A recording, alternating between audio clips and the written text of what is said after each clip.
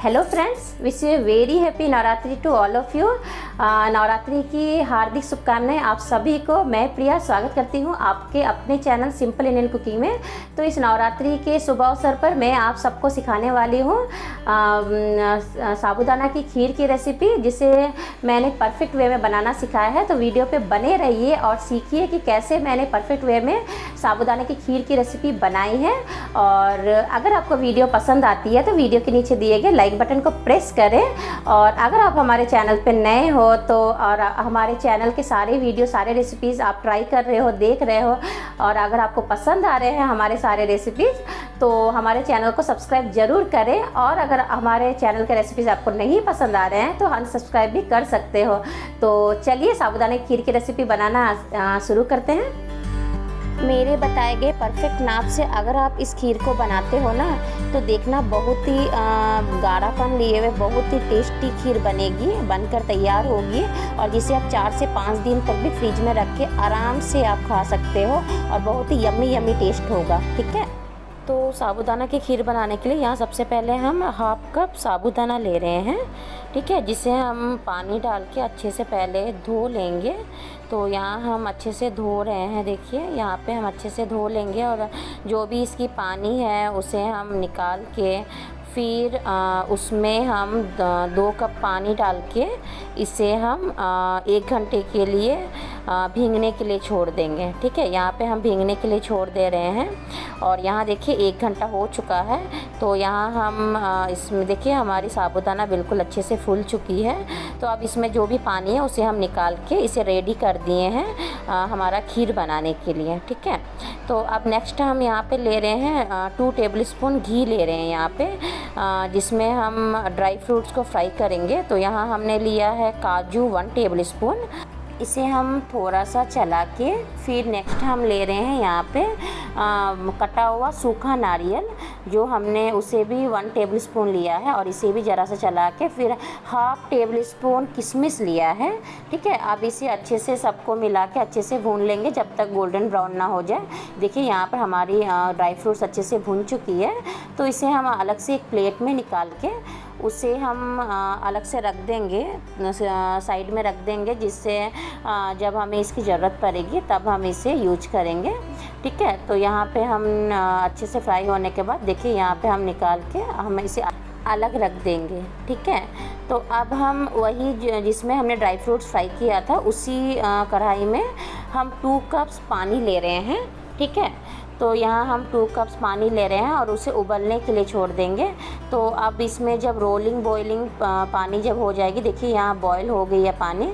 तो अब इसमें हमने जो भिंगा के रखा था, जिसमें से हमने पानी निकाल के रखा था साबूदाना, उसे हम इसमें डाल देंगे और तब तक पकाएंगे जब तक ये ट्रांसपेरेंट ना हो जाए।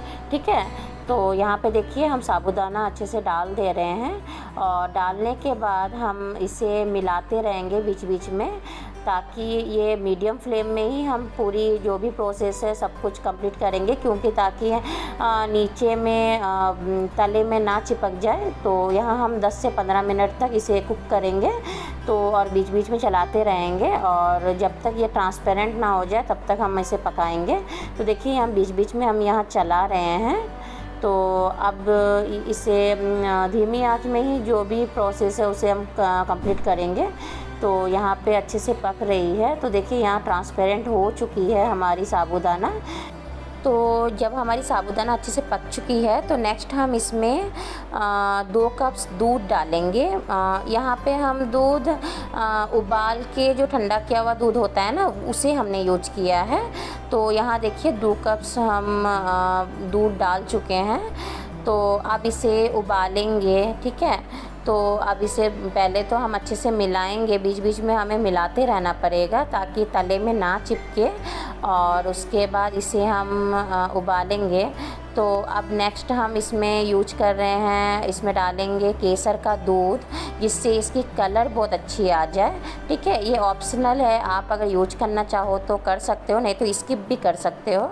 तो यहाँ मैंने डाला है केसर का दूध, और जिससे इसकी थोड़ी सी येलोइश में कलर आ गई है। देखिए तो अब इसे थोड़ा सा अच्छे से हम मिक्स कर देंगे। उसके बाद देखिए जब हमारी खीर जब उबल रही है, उबलने के प्रोसेस में है, तब हम इसमें हाफ कप चीनी डालेंगे। ठीक है, तो यहाँ हमारी उबल रही है, तब हम हाफ कप चीनी डाल रहे हैं।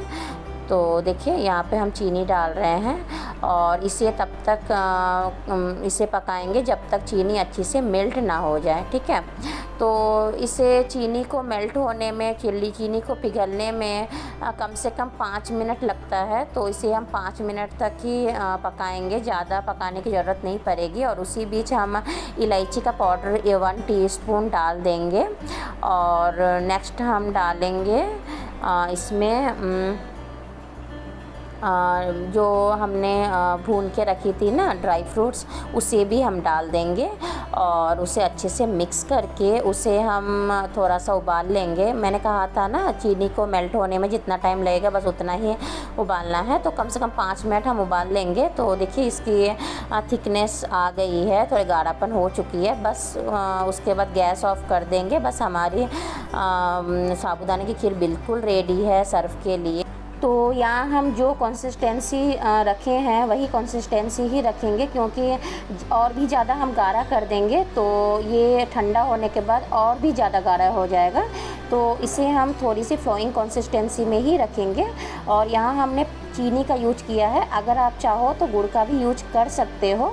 तो उसके लिए गुड़ को अलग से आपको मेल्ट करना पड़ेगा और उसे छान के और उसमें खीर में मिक्स कर देना पड़ेगा।